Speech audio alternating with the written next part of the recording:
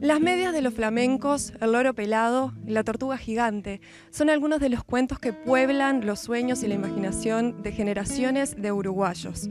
Cuentos de la Selva, de Horacio Quiroga, fue publicado en 1918 en Buenos Aires. Elena Corbellini es escritora y profesora de literatura y publicó el libro La vida brava, que narra la vida de Horacio Quiroga desde el punto de vista de su esposa, de su última esposa, María Elena Bravo, que es un cuento también de amor, de locura y de muerte. Estoy loco por hacer un poco de vida brava. Esa frase la escribió él en una carta a un amigo suyo y en verdad se refería al deseo de retornar a la selva, como le llamaba él, a Misiones, para hacer esa vida en la naturaleza que descubrió después de haber sido un dandy, un joven, ¿no?, de la urbe y cosmopolita y afrancesado, como fueron todos los modernistas de nuestro país a principios del siglo XX, y él descubre esa otra faceta que es el mundo de la naturaleza y le viene esa loca pasión, ¿no?, esa loca pasión por vivir a fondo la naturaleza, desafiarla, desafiar sus inclemencias, sus rigores, construir su propia casa, toda esa vida que va a desarrollar. ¿Cómo termina él en Misiones?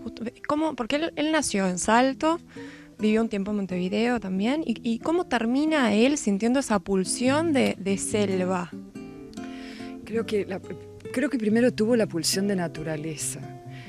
Ayudó mucho Leopoldo Lugones, el gran poeta argentino modernista, que era amigo suyo, era funcionario del Estado y le había encargado el Estado de armar una expedición para hacer un reconocimiento de las ruinas jesuíticas en la provincia de Misiones, Argentina. Quiroga ya estaba viviendo en Buenos Aires, ya había tenido la tremenda tragedia de haber matado accidentalmente a su mejor amigo, Federico Ferrando. Eso lo llevó a vivir a Buenos Aires, donde tenía una hermana suya, y ya nunca volvió a vivir en Uruguay, venía de visita. Lugones está organizando esa expedición y Quiroga quiere ir. Él era un niño caprichoso. Quiere ir y finalmente Lugones le consigue una ocupación de fotógrafo, porque Quiroga era apasionado de la fotografía, como lo fue del ciclismo y de todo lo que era novedad moderna, y entonces va en calidad de fotógrafo. Parece que fue inaguantable durante la expedición porque, bueno, todo lo que era el clima pesado, húmedo, los mosquitos, la posibilidad de alimañas, dormir acampando. Bueno, primero se pasó atacándose de asma, porque era asmático, y pasando mal y quejándose de todo, y de golpe hizo como una transformación y sufrió una metamorfosis, Quiroga, en esa estadía, en esa expedición con Lugones. Fruto de su vida en la selva y su pasión por los animales, nacieron los cuentos de mis hijos, que Quiroga publicaba en diarios y revistas de la época. En 1918 los reunió en un volumen y publicó el libro Los cuentos de la selva. ¿Cuántos de estos cuentos realmente le contó a sus hijos? No lo sabemos. La primera esposa de Quiroga, Ana María Cires, se quitó la vida tomando sublimado cuando sus dos niños eran pequeños. Quiroga se hizo cargo de su hija Eglé, de 4 años, y Darío, de 3, algo poco habitual en los hombres de su época. Algunos sí los había escrito cuando su esposa estaba viva y aún vivía en Misiones. Cuando los publica, él ya hace tiempo, hace ya 2 años que no está viviendo en Misiones, está en Buenos Aires. ¿Por qué? Porque Quiroga no es cierto que se quedó viviendo en la selva. Quiroga queda viudo y no se queda solo con los niños.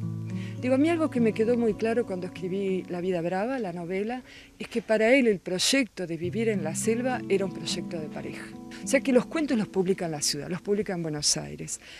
Hubo un intento anterior que fue no publicarlos en Buenos Aires sino en Montevideo, y acá hay una anécdota súper interesante que la cuenta Emil Rodríguez Monegal. Cuenta cómo antes de publicarlo en Buenos Aires lo quiso publicar en Uruguay y se opuso el Ministerio de Instrucción Pública porque consideró que esos cuentos no eran adecuados para los niños, por el lenguaje, porque eran crueles, porque no era un material adecuado para niños.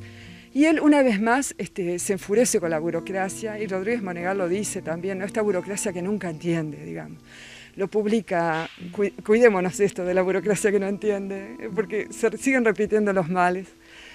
Quiroga.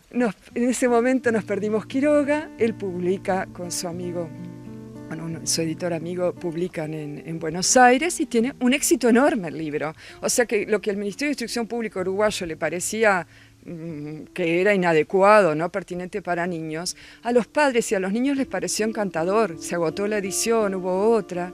Esa es la historia de los cuentos de la selva. ¿Qué sabemos del vínculo de Quiroga con sus hijos? Lo que está documentado es bastante duro en realidad.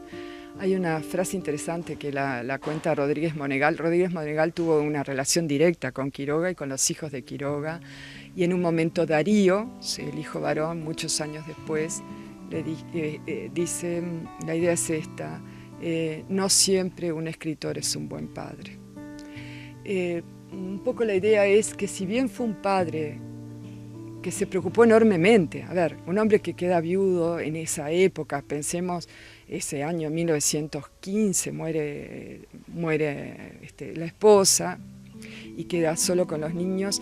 No era habitual, me parece, que un hombre se hiciera cargo de niños. Él no se los quiso dejar a la abuela, podría haberlo hecho. Los dejó temporalmente hasta que consiguió donde vivir en Buenos Aires, el sótano de la calle Canning, y se llevó a los hijos con él. Por lo cual me parece un primer elemento. Yo como madre, como mujer, miro así, digo, qué hombre responsable, qué paternidad responsable, ¿no? Hacerse cargo y no derivarlo a un elemento femenino de la familia, tías, abuelas, no. Él se hizo cargo y los hijos se criaron con él, se hizo cargo. Él sentía orgullo de hacerse cargo de la educación de sus hijos. Querían educarlos como él creía que era el mejor modo. Contame la anécdota de cuando él va a Misiones y se enamora de esta joven de Palacios y todas las locuras por las que pasa para intentar llegar a ella. Eso es súper loco.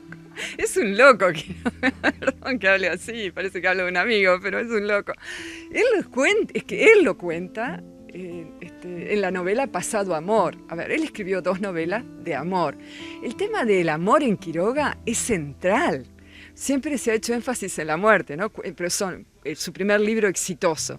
Cuentos de amor, de locura y de muerte. Cuentos de amor es la primera palabra.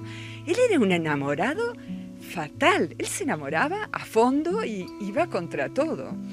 Bueno, la locura la cuenta él mismo en esa novela Pasado Amor, que es su historia con esta jovencita, Ana María Palacios, que era una familia misionera, que era una niña cuando él vivió la primera vez casado, y cuando él va en una estadía de vacaciones y a trabajar un poco su campo, la ve hecha una señorita hermosa y la pretende, y la familia no quiere saber nada con ese viudo loco, y no la deja salir. Él empieza a excavar un túnel para poder llevársela a su casa, poder llegar a ella, acceder a ella. Es una cuestión de novela de aventuras. Bueno, pero eso él mismo lo cuenta. Como decías recién, es una vida también marcada por la muerte y por la tragedia, y eso seguramente, obviamente está muy vinculada con la presencia de la fatalidad en su literatura. ¿Qué podés contarnos de esa oscuridad, digamos, en la vida de Quiroga con la que él de alguna manera lidió? Sí, yo te podría contar que a veces también todos son relatos, ¿no? Y ese es un relato, y es el relato que cuando somos niños, o más no tan niños o adolescentes, y estudiamos Quiroga y leemos Quiroga, enseguida se empieza a hablar de las tragedias de Quiroga. Hay tragedias familiares, creo que las más graves ocurrieron después que él se murió. Realmente que fueron los suicidios, que los 2 hijos se suicidaran, y si queremos ver lo del vínculo con el padre, ahí pasa algo. No sé si tendrán que decir los médicos, los psiquiatras, si hay una cuestión genética o si había un dolor muy grande. La hija se suicida al año de haber muerto al padre, aparentemente no toleró la muerte del padre, pero el hijo años después, y era un periodista exitoso, estaba haciendo cine, tenía 40 años, trabajaba en La Nación y se pegó un tiro. ¿Qué pasó con Darío? No tengo la menor idea. Primera muerte, trágica. Mata accidentalmente a Federico Ferrando probando el arma. Bueno, hasta fue preso, esos días que yo te decía, estuvo 5 días detenido en el Cabildo, después le dieron inocente, y él necesita irse porque es demasiado triste lo que ha vivido. Pero él no se liquida por eso. Se va a vivir a Buenos Aires y empieza a trabajar como profesor de idioma español, profesor de literatura, se va a esa expedición, descubre Misiones. O sea, fue un hombre que siempre tiró hacia la vida. Se suicida la esposa. Luego muere la esposa.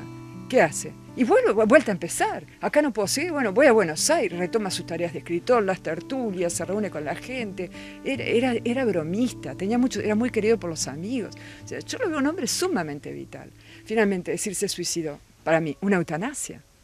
Cáncer en ese momento, un cáncer que ya estaba avanzado, inoperable, por un hombre que no iba al médico, no se cuidaba bien.